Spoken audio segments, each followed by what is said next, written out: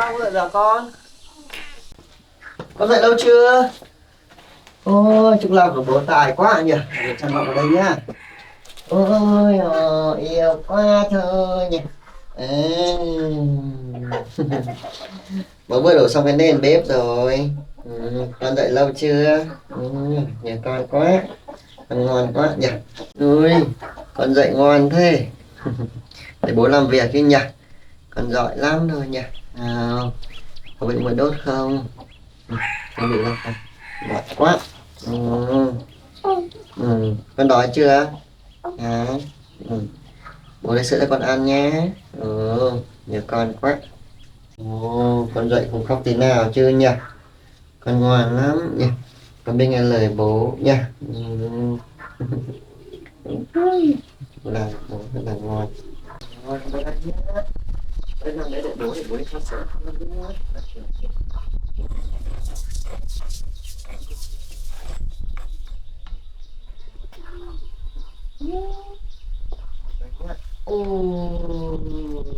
Hoan hô nè, hoan hô chúc làm giỏi quá, hoan hô chúc làm giỏi quá. Đó.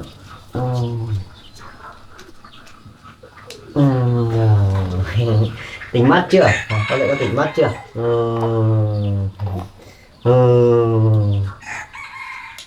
Đấy. Tay bắt được luôn đấy cho. Đấy. Rồi. Tay bố vẫn còn đau này, chịu làm này.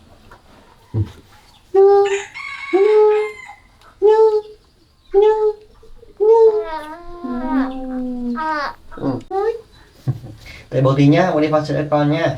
Bố lấy sữa pha sữa nhỉ. Lấy pha sữa cho con đã nhá.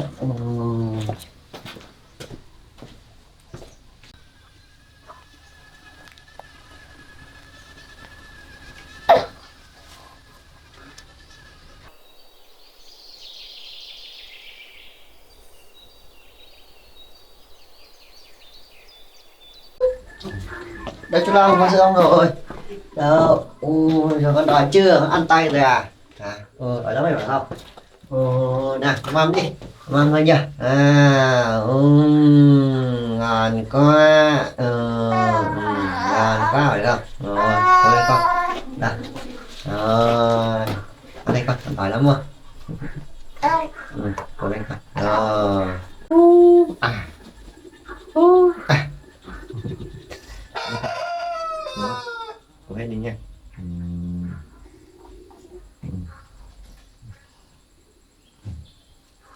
Ăn hết đi.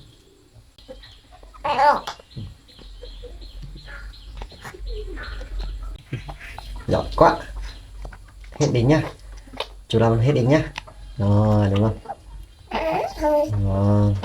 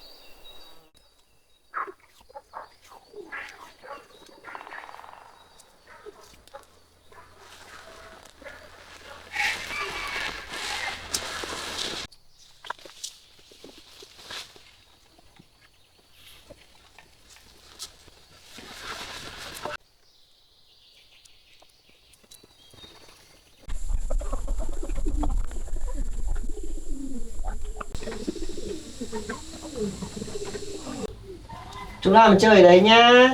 Nghỉ bố đầu nốt điện nhá con. Chơi ngoan nhá. Chơi giỏi lắm nha. Con chơi ở đây ngoan nhá. Để bố làm nốt nhá. Để tôi có bóng điện sáng nhá. Đây. Này con, nó chơi con này nhá. Chơi gấp nhá. Đây đợi bố nhá.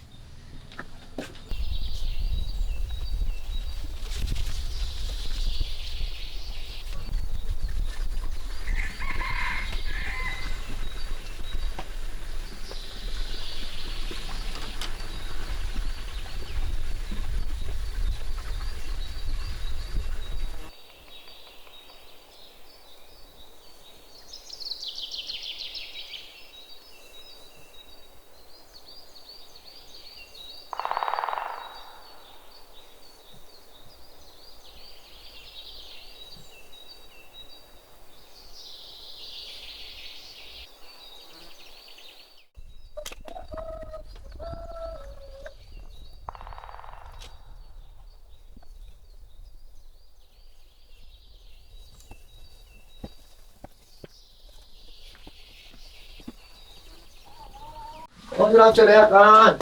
Chơi ngoan nhá. Ôi, ngoan hơi lợi quá. Thật quá. Đấy là làm việc nhá. Em lắm nhá. Đấy chơi nhá.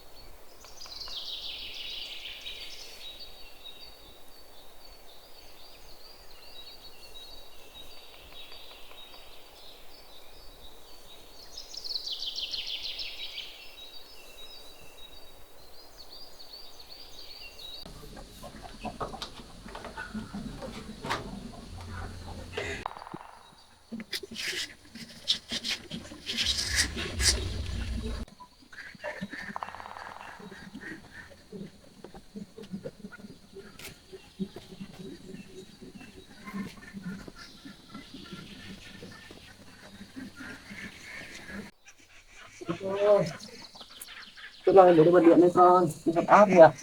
Đấy, bắt đầu xong rồi. Cái áo điện này con, đẹp thật. Làm nhỉ? Nay mình sáng rồi nhỉ? Năng lượng tối lắm, năng lượng mấy nay mưa không có năng lượng mấy đâu nhỉ? Đi bật điện con, bật áp thôi nhỉ?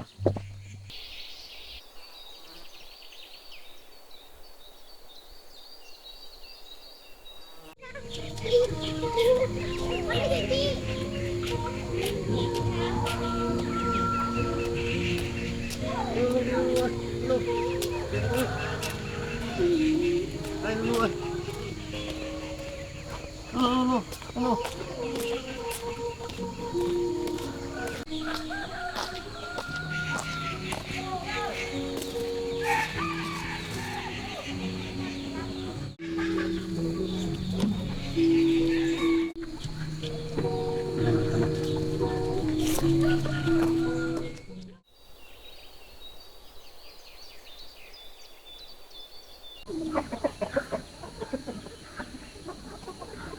Về nhà rồi con ơi. Lu về lu ơi, lu. Lu lu lu. Lu lu lu. Đấy, có con rồi. À, Lan ơi, có điện rồi. Thích quá. Kìa. Sáng thế nhỉ.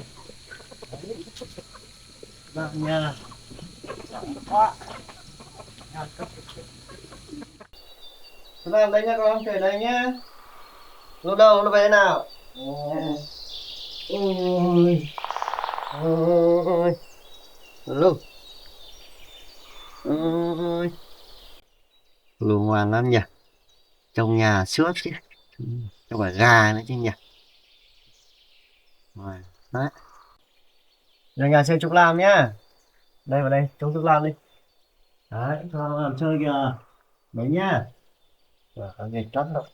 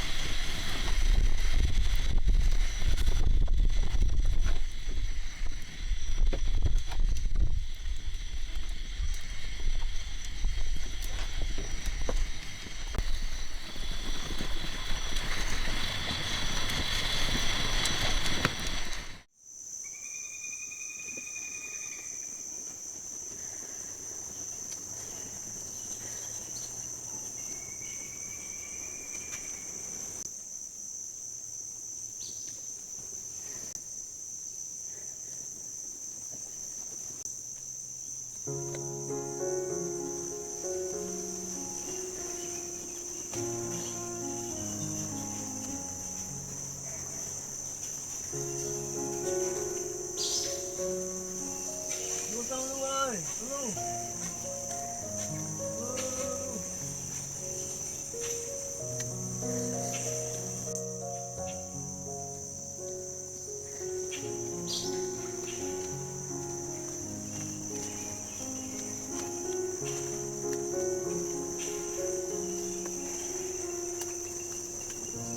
Lu ơi, Lu.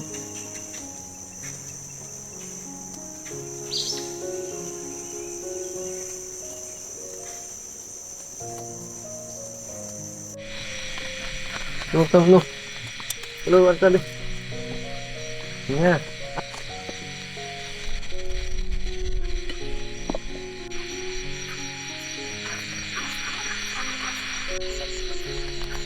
Cái con kêu bố đi Lam ơi. Ngủ rồi à?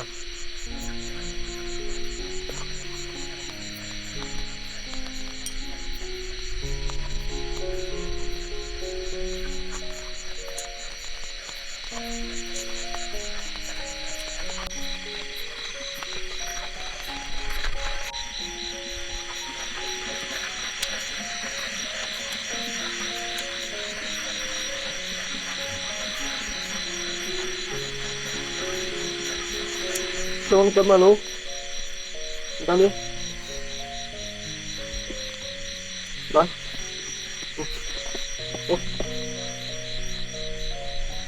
Ăn đi.